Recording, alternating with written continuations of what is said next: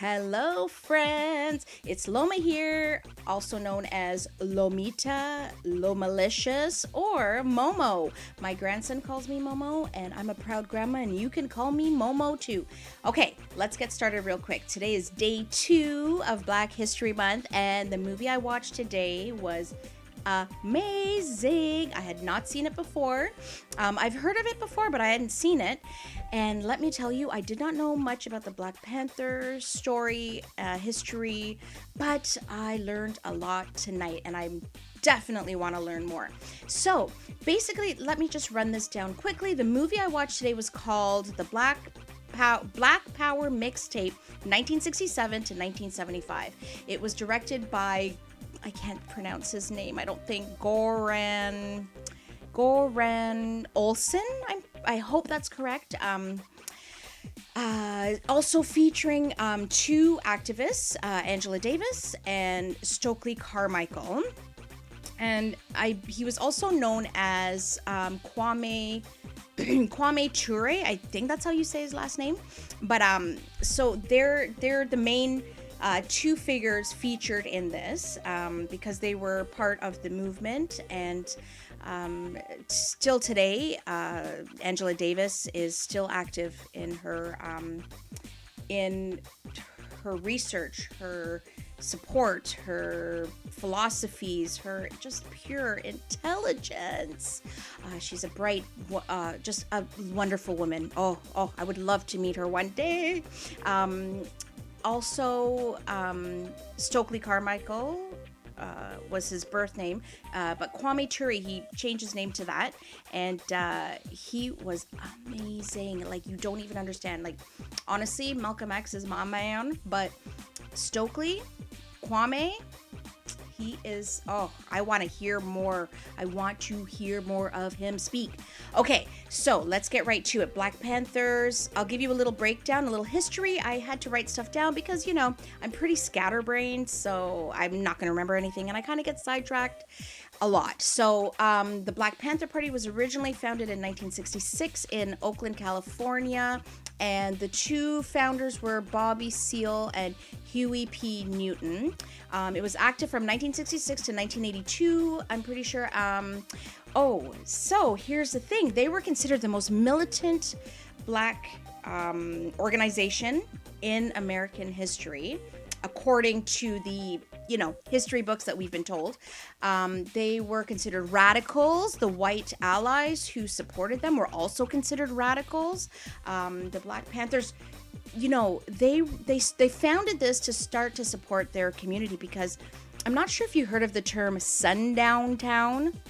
Sundown, like when the sun goes down, you better not be around because you will get killed and shot. We will discuss that more, but that is actually a thing in American history, because once the sun went down, the Ku Klux Klan, the white racist people were pretty much able to go out shooting and killing whoever they saw on the street. So Black people had to literally make sure that they stayed inside after sundown. So anyway, we'll get into more of the sundown town, but I've also figured out how to share clips. So I'm going to share a clip, a part of Angela's interview when she was in prison, and this is in the movie as well. And then I'll share the trailer at the end, which I can actually do now. I'm so excited. My mother, in fact, when the bombing occurred, one of the mothers of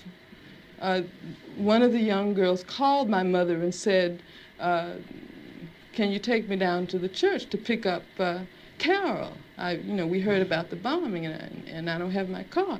And they went down, and what did they find? They found limbs and heads strewn all over the place. And then after that, in my neighborhood, all of the men organized themselves into an armed patrol. They had to take their guns and patrol our community every night because they did not want that to happen again. I mean, that's why when someone asks me about violence,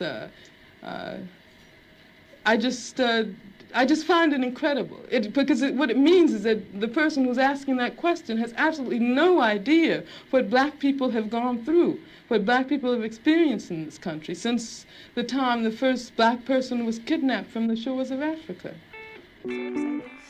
So the Black Panthers, I don't know if you know this, but they were the original organization to actually start the breakfast program for young children.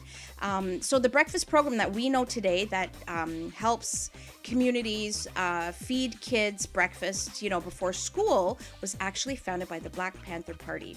So they were helping the community because a lot of these mothers were single mothers to their children, and the reason they were is because their husbands were either in jail, in prison, or they were dead. Or they were addicted to drugs and they just could not provide to their families. And there was a lot of drug addiction, a lot of drug problems in a lot of these poor communities, because when you literally have nothing to when you think live for, what hope is there? You can't get a job, there's no hope, you're downtrodden, you're oppressed. You feel like you have to escape. And where do you escape to? Drugs and alcohol. It's a normal thing. Rich people do it. Everyone does it in society. Not everyone is an addict, but addiction is in all facets of society. It's a problem, and the problem is not solved with police. The problem is solved with a rehabilitation, with community supports, with you know what I mean. We need to support drug addiction differently. It's not, you don't go to jail because of your addiction. You need to go to some sort of rehabilitation facility, therapy, counseling, all that stuff. But that's a lot of things to get into. Basically, this movie was mostly talking about the Black Panther movement. It also, the director, who is Swedish, also, it was so amazing to hear someone Swedish actually directing the directing, but also narrating the documentary. It was really nice. And I found out that TV Guide apparently was the biggest magazine in like 19 whatever. When did I? Anyway, I don't have it written down. But so they had written that they thought that the Swedish, I forget where, but two countries were anti-American because they only reported all the negative things about America. They should really be highlighting all the wonderful things. So anyway, that was interesting to see. But also, one thing to know with the Black Panther Party. So they not only did they start the Breakfast Club, but they also supported the community with finding supports to support people with HIV, to support sickle cell research, and help with people who needed medications, things like that. So it was a whole community. They strived on education, and they really, really had to focus on protection for their people, and that is why they had to be protected. They had to have weapons. They had to be this force because Black people were getting killed, lynched, left, right, and center. Okay, so J. Edgar Hoover, one quick last thing. This video is going much longer than I thought. I'm so sorry. I don't want to bore you, but J. Edgar Hoover had stated that that they were the greatest threat to national security in America, and that the most dangerous internal threat to the U.S. was the free breakfast program. And the FBI actually unleashed a covert operation to take down this Black Power movement. So can you imagine that the greatest threat to America was giving breakfast to poor Black children? Pretty sad. Anyway, I hope you get to watch this documentary. It's amazing. Not only that, they have Questlove on there, Erykah Badu. I can't think of everything, but you'll see. I'll post all the artists that also narrated and spoke in this movie. And just that's it. So hope you get to watch it. It's a great documentary. I had to rewind it a couple times just to kind of get things to sink in, but definitely gonna watch it again. And here is the trailer. This time I got it working. Have a good day, and we'll see you on day 3. Mwah. When someone asks me about violence, I just find it incredible, because what it means is that the person who's asking that question has absolutely no idea what black people have gone through, what black people have experienced in this country.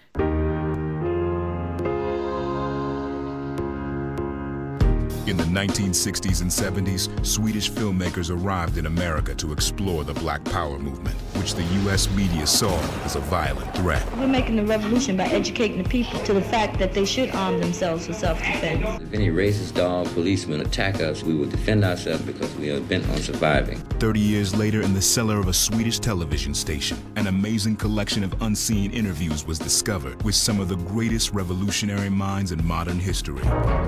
There wouldn't be an America if it wasn't for black people. We hold America to our bosom. When you get tired enough, it's when you want to sacrifice everything. Get ridiculed and discriminated and be less than a man. It's a question of dignity and decency. My husband didn't make enough money because he was Negro. We were moved and motivated and charged up by people who had already made a commitment to bring about change. Fight for liberation, oh yeah! Dr. King is a great man and he's very patient. Unfortunately, I am from a younger generation. I am not as patient, nor am I as merciful. Black is beautiful, but black isn't power. Knowledge is power. In this bankrupt country, there is a point where caution ends and cowardice begins. The community was flooded with drugs. Hoover and the FBI, they made sure that the drugs were an influence.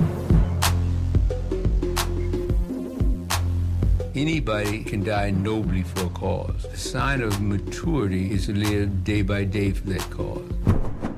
We have to document our history. If we're going to tell the story, let's tell the story right. The Black Power Mixtape, 1967 to 1975, featuring Erykah Badu, Harry Belafonte, Stokely Carmichael, Eldridge Cleaver, Kathleen Cleaver, Angela Davis, Talib Kweli, Huey P. Newton, Bobby Seale, and Amir Questlove Thompson.